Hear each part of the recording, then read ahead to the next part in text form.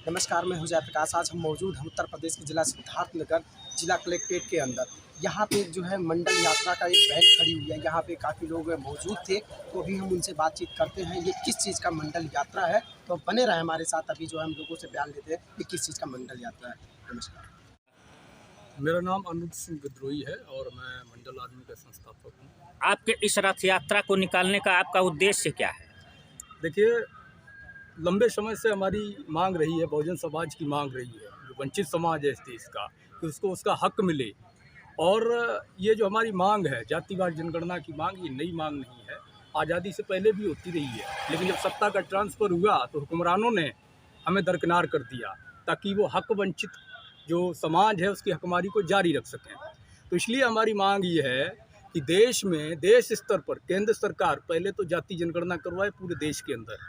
जाति जनगणना के आंकड़ों के अनुसार जिनकी जितनी संख्या है उसके अनुसार व्यवस्था में, न्यायपालिका में, कार्यपालिका में, मीडिया में, ब्यूरोक्रेसी में, नौकरियों में, व्यवसाय में, संपत्ति में हमारे हक वंचित समाज, ओबीसी, एससी, एसटी, किसान का मेरा समाज है, उसको उसकी भागीदारी सुनिश्चित की जाए। मंडल कमीशन की जो सिफारिशें हैं, 40 सिफारिशें, जिनमें मात्र अभी 2 लागू हैं, वो भी आधी अधूरी। उन पूरी सिफारिशों को, 40 को पूर्णतः लागू किया जाए, ये हमारी मांगें हैं। 7 मांगे आपकी है इसमें जी है मंडल यात्रा में। हाँ। तो क्यों जातिगत जनगणना चाहते हैं? क्या जातिगत जनगणना क्यों चाहते हैं? जातिगत जनगणना राष्ट्र निर्माण की आधारशिला है। आप ये बताइए, आपके घर में कोई फंक्शन आप करते हैं, बच्ची की शादी करते हैं, अपने बच्चे का बर्थडे मनाते हैं, उसमें आप दावत करते हैं ना।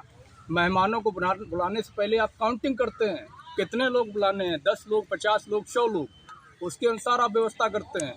जब आप 50, 100, 200, 500 लोगों के भोजन की व्यवस्था बगैर नंबर के नहीं कर पा रहे हैं, तो 132 करोड़ की जनसंख्या वाले इस देश में देश के हुक्मरान बगैर नंबर के इस समाज, जो हकवंचित समाज, जिसकी आबादी 90% से ऊपर है, इसकी व्यवस्था कर लेंगे, इसके उत्थान की योजना बना लेंगे या लागू कर लेंगे? जवाब है आपका। मंडल कमीशन जो लागू किया गया है, क्या मंडल कमीशन से आपका जो है कोई फ़ायदा नहीं है? मंडल कमीशन से हमारा फ़ायदा है। मंडल कमीशन जब 90 के दौर में, 91 में लागू हुआ, उसके बाद ही हमारा समाज आगे बढ़ा है। लेकिन मंडल कमीशन पूरी तरह लागू नहीं हुआ। मंडल कमीशन को नौकरियों तक सीमित कर दिया गया।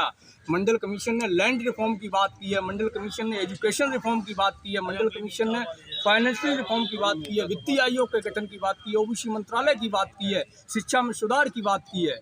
उस पर बात कौन करेगा? मुख्य जो चीज़ें हैं वो 38 सिफारिशें जिन पर बात नहीं हो रही है, वहाँ पर है, नौकरियों पर नहीं है।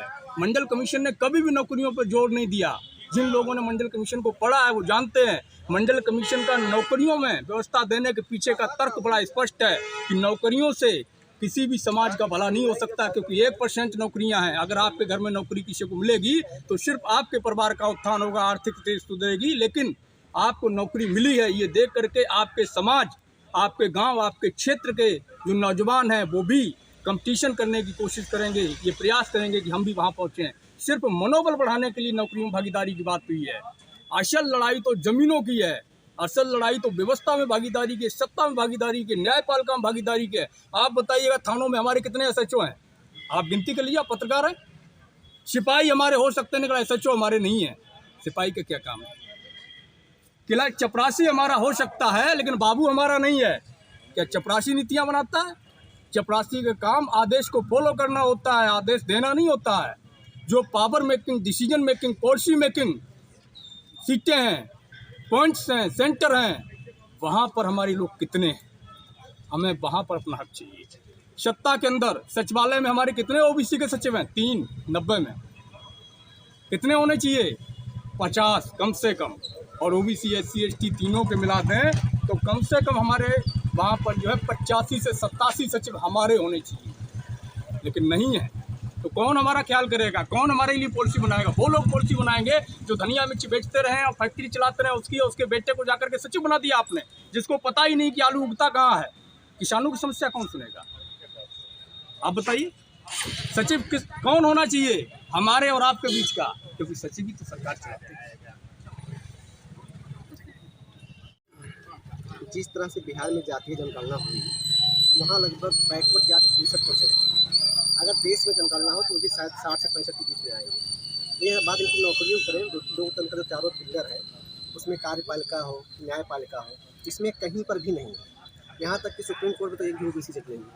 2019 तक केंद्रीय विश्वविद्यालय में एक भी जो है बैकवर्ड के प्रोफेसर नहीं थे, और नौकरी तो बिल्कुल एकदम ना के बराबर है। तो इस हिसाब से इनको जो 60 से 65% हो रहे हैं, तो इनको मतलब चारों पिलरों पर क्या जगह है वो उसके लिए हमको जागरूक कर रहे हैं।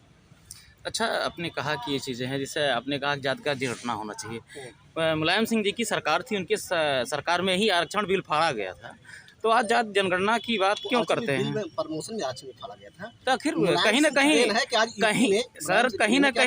कहीं ना कहीं बैकवर्ड और SC STों की जो है कुठाराघात सरकार ने किया। ओबीसी चल रही है, लेकिन मुलायम सिंह की देन है कि आज SC ST OBC का प्रधान बन रहा है, BDC बन रहे हैं, जिला पंचायत सदस्य बन रहे हैं, जिला पंचायत अध्यक्ष बन रहे हैं। ये मुलायम सिंह यादव की देन है, उन्होंने आरक्षण को सपोर्ट किया है।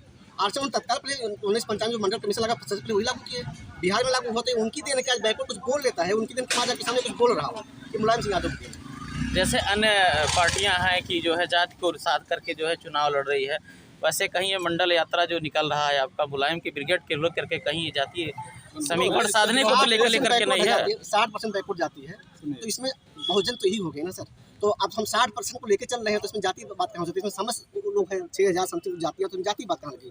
ये इनके जो है यहाँ तक कि SC से भी अगर नौकरी की बात करें तो OBC ज़्यादा पिछड़ा हुआ है। जैसे मायावती जी हैं एक अलग जात साधती हैं, मुलायम सिंह जी एक अलग साध। नहीं तो अगर इसी तरीके से सभी पार्टियां अपनी जातिगत समीकरण साधेंगी तो लोकतंत्र का क्या होगा? नहीं, जाति का समीकरण कहाँ से लोकतंत्र में होता है? जिसकी संख्या भारी, तो OBC 60% उसकी भाई कुछ उसका हकदारी कौन खा रहा है? आप इस तरह से बात करेंगे जिस तरह से बात कर रहे हैं, तो 3% लोग 97% लोग कब्जा कर रखे हैं, उसमें बराबरी नहीं होना चाहिए। कितने अभी बताएं आप कितने केंद्रीय मंत्री सचिव हैं? आप खुद देखिए, आप खुद जानते हैं ना क्या है। तो